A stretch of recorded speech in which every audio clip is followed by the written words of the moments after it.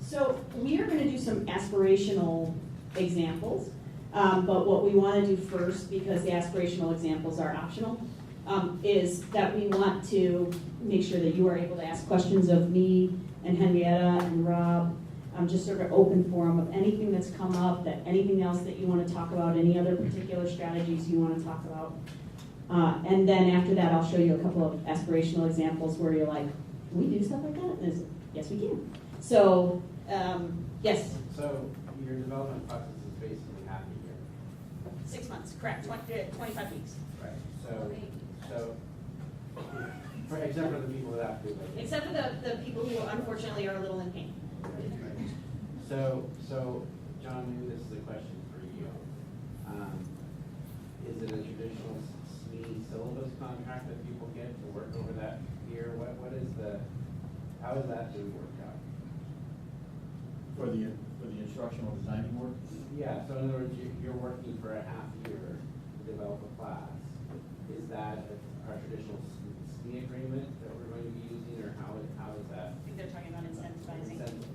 How's that person for the half a year of work?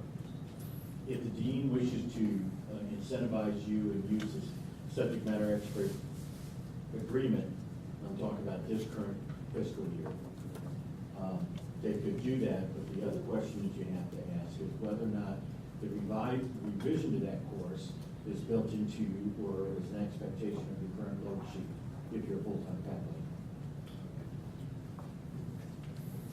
So, that's the first question I have to ask. Is it part of your load sheet? If it's part of your load sheet, Right. no. If it's in addition to that you will be doing outside of your normal work time, then a subject matter expert contract could be used for that, just adapting the exhibit for the work that's going to be Right. done. But it would be that level one of developing the syllabus, not doing all of the group work, obviously. Correct. Doing the group work. Correct. Okay. Well, back up. KeyPath is doing the Moodle work for the KeyPath program. Right. I'm talking about that. Yes, yes. So who's doing the Moodle work for the non-feedback? The same way we've been doing it up to this point. So we're doing it. Either the question is the subject matter expert being asked to do that, or if we can get, we don't know this yet, if we can get additional instructional design support within COL, how does that work out? But right now, the way we've been doing it is the way we will be doing it. Because that's critically important Very. when we start writing it, because next week I start writing some contracts. Mhm. So, Well, there's something to think about too, is one of the things that we've done previously in the School of Business, and I don't know if they will continue to do that, but there's, the way the schedule is set up, you can use a speed contract for multiple reasons. One of it is to revise the content or to develop the content, and then you get somebody else to do the Moodle. Depending on the level of the program that you're trying to develop, that's something that you and your dean need to sit down and discuss and say, what is the best way to produce this? And COL can give you some help sitting in that dialogue or discussing and saying, can John Kilroy do both content and the Moodle? Not the Moodle, but John can probably do the content. Well then, what do we do about the Moodle? How are we going to do that? And that has, the more you collaborate with Henrietta and Patty at COL, the more you can work out what is it we need to do, how much time is going to be needed to do that, therefore, and then look back on the schedule and say, what's the cost involved in doing that? So there is no single answer. It's a dialogue to find out how you're going to break down the chunks of the actual course. You can correct anything I said, that's no problem. I'm not correcting, I'm adding. So this would also go along with the timeline that you've talked about in the different phases. So and this will also be a change in the approach that COL will be taking. Instead of more working with faculty who need more assistance versus those who are more experienced in Moodle. The approach we'd like to take is that course development really begins 6 months in advance. Now, will you need all that time if it's an existing course? Maybe not. But really taking the approach that we look 6 months out, including all these phases, so that we have time to go through some of the items that we haven't looked at before in the same way. We have time to make those corrections, and we have time to let the course really go through not just a review process, but also a technical test process, right? Make sure that all the links work. I had a program director go through some testing for a course and said, well, there's one link that's not working in your course. Really? I checked it, and the resource from which I drew that content had changed its address. Sure enough, it wasn't working for the student. It's those kinds of things that are technical in nature.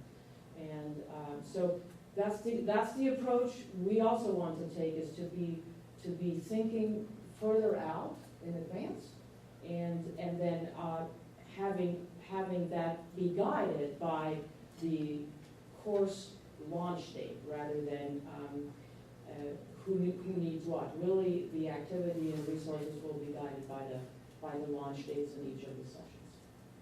Any additional questions? Yeah.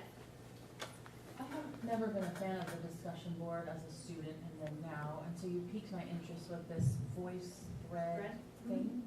Do you have a demo of that, or that's my first time hearing Yeah, it? so the reason why I don't include it as a demo is it's a product. And so, there are fees to it. A lot of universities subscribe to it. You can get a free account as a faculty member. I can certainly pull it up afterwards and show it to you. It's really very interesting, and happy to show it to you afterwards. There's lots of demos out there for it. There's other tools like that though, so let's not assume that it's not about the tool, it's not the technology, it's what you do with it. And so that's my motto, by the way. So if you want to talk about a strategy around I know why we hate discussion boards, right? Discussion boards are linear, and we sometimes want dynamic. So we can talk about ways to embrace the dynamic discussion through other means. And I think there's lots of ways to do that. So, certainly, let me show you a voice thread. Come on up after, and I'll give you a peek. Yeah. Are our general ed courses falling under the OPM or under the COL? They fall under the COL. They fall under COL. So those gen ed courses that are part of the part of the programs that are being offered, look just like the carousel models that were developed. We will be looking at those gen ed courses first at launch in spring, and be working with those faculty. How are you being the faculty? We will be working with the program directors and the deans to determine that. You have more comprehension? Just priority information. Those of us that are in so many different phases of your online programs, how are you prioritizing who COL is going to work with first, second, third, so that we know how to schedule ourselves? We're developing that priority list, Okay. and we will be communicating that to program directors based on where courses are currently, when they launch, and whether the program is as part of the OPM or not. So we'll be communicating that to the program directors, is how we'll be able to prioritize and support programs. And it'll also depend a little bit on whether courses are brand new, or they exist in blended format already. And that will also help us with. So we'll be communicating.